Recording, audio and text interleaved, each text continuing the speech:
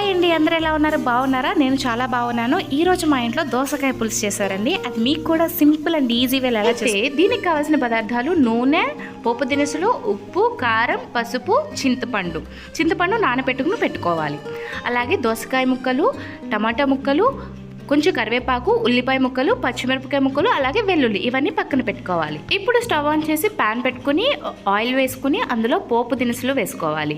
అవి కొంచెం ఫ్రై అయిన తర్వాత ఇందులోకి వెల్లుల్లి, పచ్చిమిరపకాయ ముక్కలు, ఉల్లిపాయ ముక్కలు, అలాగే కొంచెం కరివేపాకు వేసుకుని ఫ్రై చేసుకోవాలి.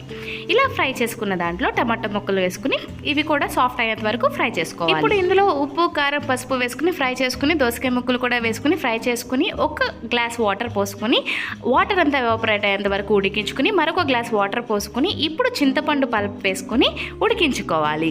ఇష్టం ఉన్న వాళ్ళు కొంచెం బెల్లం ముక్క వేసుకుంటే దోసకాయ పులుసు రెడీ. ట్రై చేసి ఎలా ఉందో చెప్పండి. Thank you for watching.